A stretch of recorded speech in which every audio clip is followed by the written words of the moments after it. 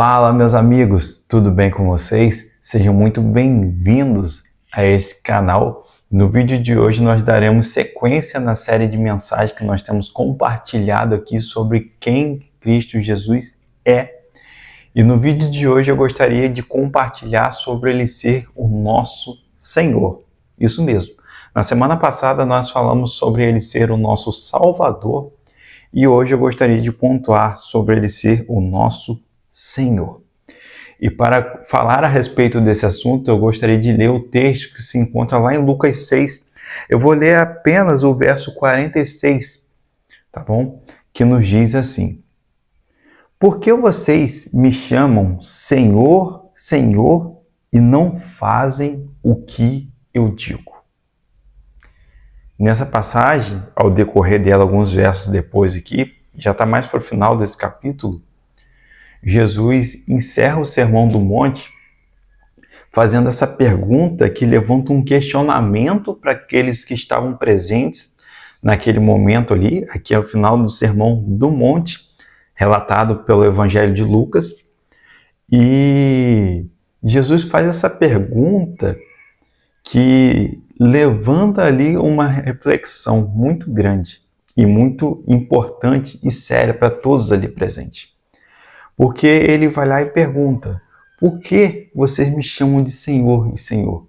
Mas na hora de fazer o que eu falo para vocês fazerem, vocês não fazem.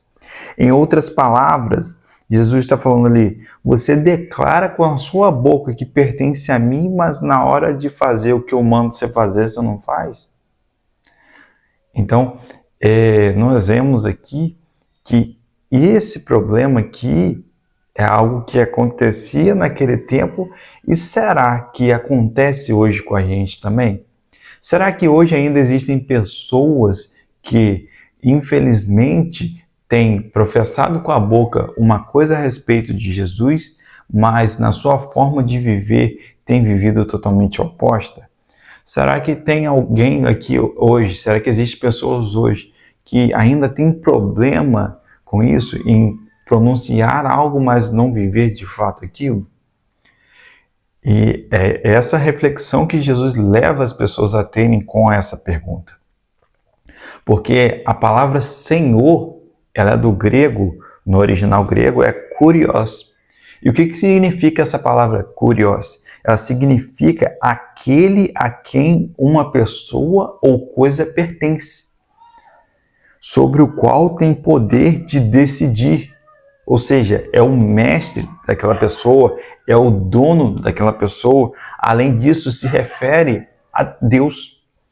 Então, em outras palavras aqui, está falando sobre nós sermos pertencentes a Ele. Ele é o nosso dono. À medida que nós cremos em Cristo, daí por diante, já não vivemos mais nós mesmos. A palavra diz isso em outra passagem, mas Cristo vive em nós. Agora não sou eu quem comanda, mas é Ele quem comanda. Então Jesus finaliza aqui esse Sermão do Monte e levanta essa questão que eu quero, juntamente com você aqui hoje, compartilhar. E a questão dele ser Senhor de nossas vidas é algo que, infelizmente, muitos de nós têm problema, têm dificuldade com isso. Porque, com certeza, se eu falar aqui que você quer as bênçãos de Deus, com certeza todo mundo vai falar: poxa, com certeza eu quero. E as bênçãos de Deus são muito boas. Entretanto, quando eu falo sobre renúncia, é algo que poucas pessoas querem ouvir e principalmente viver.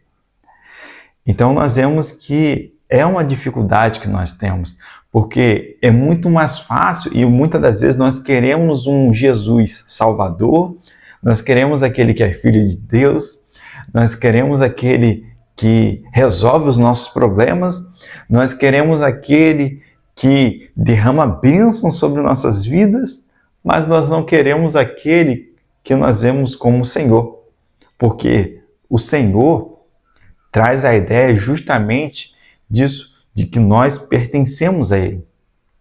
E por pertencer a Ele, nós precisamos fazer aquilo que Ele ordena a gente fazer. Nós não somos donos de nós mesmos, nós somos comprados por alto preço, pelo sangue desse Senhor que agora nos orienta, que agora governa a nossa vida. Então é necessário permitir que Ele mesmo nos instrua, nos dê direção. Por maior dificuldade que nós tenhamos, por maior dificuldade que a gente tenha ali ao renunciar a algo, a viver de uma certa maneira, podemos ter a certeza de que Ele faz isso porque Ele quer o melhor para a gente. Ele nos instrui e quando a gente está errado, Ele nos corrige porque Ele nos ama. A palavra de Deus nos diz claramente que Deus corrige a quem Ele ama, a quem Ele tem como um filho amado. Então, por isso nós devemos confiar nele e ter Ele como o Senhor de nossas vidas. Quando nós apenas declaramos palavras, mas nós não vivemos, nós estamos nos auto-enganando. E não faz sentido nenhum eu falar, mas não viver. Olha só o que diz Mateus 7, verso 20 e 21. Assim, pelos seus frutos, vocês os reconhecerão. E olha só agora o verso 21, principalmente. Nem todo aquele que me diz Senhor, Senhor, entrará no reino dos céus, mas apenas aquele que faz a vontade do meu Pai que está nos céus. Jesus deixa claro aqui que nem todos que declaram Ele como Senhor, nem todos que falam ali, pronunciam palavras, entrarão no reino dos céus. Ele deixa claro que é aquele que faz a vontade do Pai. Mas espera aí, então eu vou merecer entrar no reino dos céus? Não, jamais mereceríamos, é pela graça. Mas quando nós vivemos fazendo a vontade de Deus, obedecendo a Ele, submissos ao senhorio de Cristo, isso evidencia que nós somos de fato salvos. Por isso que aqui que no verso 20 fala que pelos frutos vocês os reconhecerão. Não tem como uma árvore de manga ela dá limão. Pelo fruto a gente reconhece a árvore. Então, através da vida ali ordinária, nós podemos reconhecer aquelas pessoas, se elas são de fato verdadeiramente cristãs ou não. Se elas são de fato verdadeiramente salvas ou não, porque a vida nossa, as vidas dessas pessoas precisam evidenciar que nós pertencemos a Ele, que nós realmente fomos transformados e é Ele quem governa a nossa vida. Então, tudo bem, eu entendi que Ele é Senhor e que Ele é soberano sobre todas as coisas, porque a palavra de Deus diz também lá em 1 Coríntios, capítulo 8, verso 6, para nós, porém, há um único Deus, o Pai, de quem vêm todas as coisas e para quem vivemos, e um só Senhor, Jesus Cristo, por meio de quem vieram todas as coisas e por meio de quem vivemos. Existe apenas um único Senhor, apenas Ele quem governa. E nós vemos lá em Filipenses que um dia, todo joelho se dobrará. Imagina, irmãos. Imagina esse dia. Um dia todo joelho se dobrará perante Ele, toda língua confessará que Ele é o Senhor.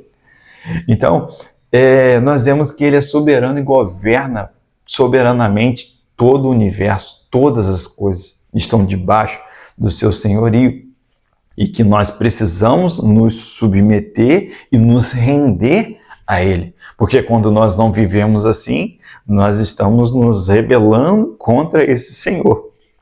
E quando nós apenas declaramos as palavras, nós estamos vivendo uma incoerência e, de certa forma, que diz o mesmo, uma hipocrisia. E isso é perigoso demais. Beleza, então eu entendi que Ele é Senhor, eu entendi que Ele é soberano e, pelo que eu entendi também, sem Ele, nós estamos perdidos, porque Ele é o único caminho. Em determinado momento, Jesus, dando ali um discurso muito difícil de ouvir, muitos dos que o seguiam começaram a ir embora e Ele vira para os dois, mas vocês também não vão embora? E aí Pedro diz, Para quem iremos, se só tu tens as palavras de vida eterna? Então, nós vemos o seguinte, que ele sim é soberano, é Senhor de nossas vidas. Sim, nós precisamos caminhar. Sim, nós precisamos caminhar sendo guiados por Ele. E quer ver um exemplo disso que às vezes acontece com a gente?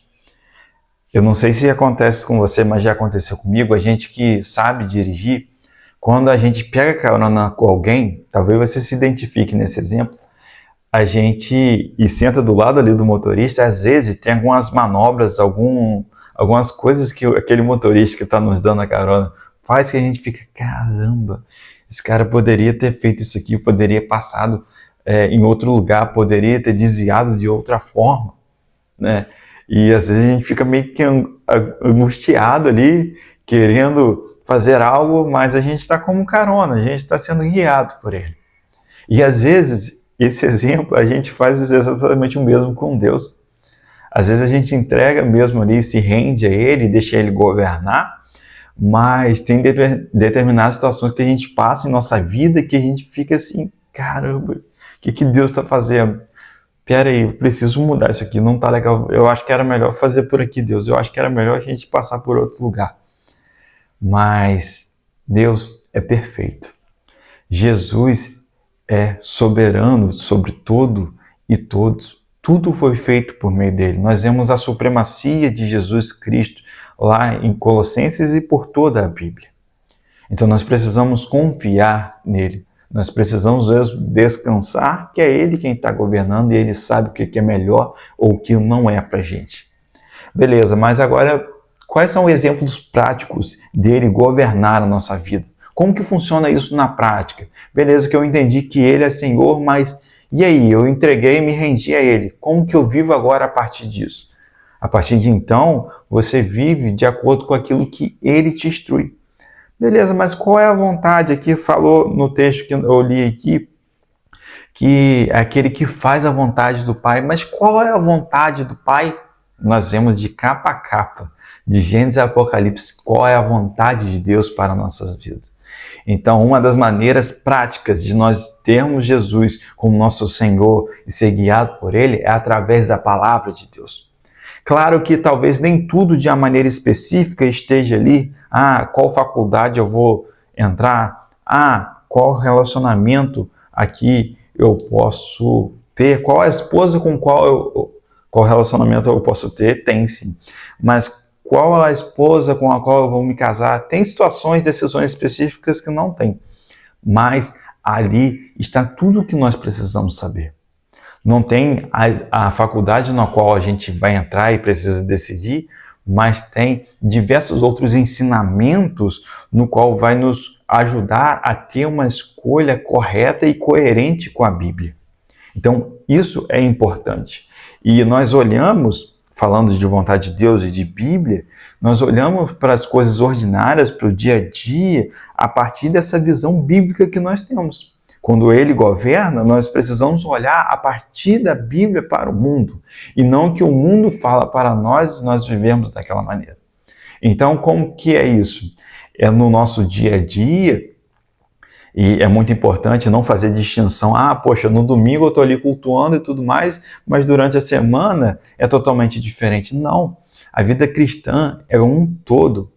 Então, beleza que o culto é uma bênção, nós precisamos viver mesmo ali, cultuando a Deus, nos reunir como igreja. Entretanto, durante a semana nós precisamos viver uma vida também que glorifique a Deus.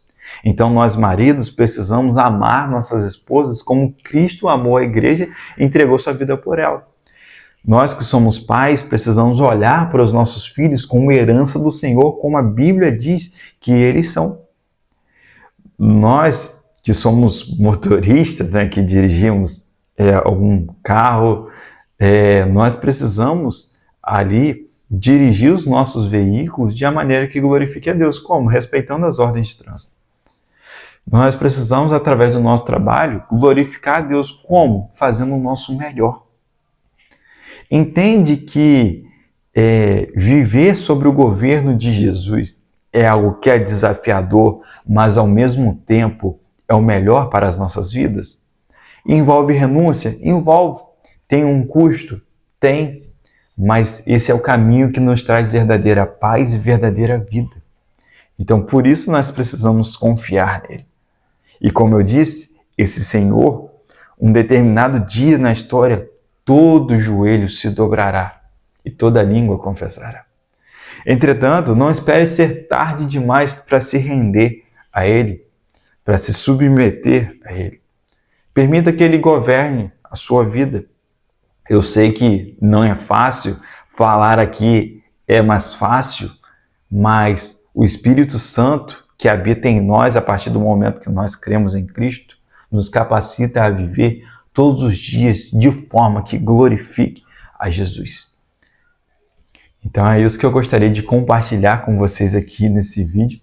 E se você gostou desse vídeo, dê um like, se inscreva nesse canal aqui abaixo e compartilhe para o máximo de pessoas que você puder. E que você também dê continuidade com a gente nessa série. Ainda existem alguns episódios em que nós vamos compartilhar mais a respeito de quem Jesus Cristo é. Sobre o que a Bíblia diz para nós, quem Ele é. Amém? Fique com Deus e até a próxima. Tchau, tchau.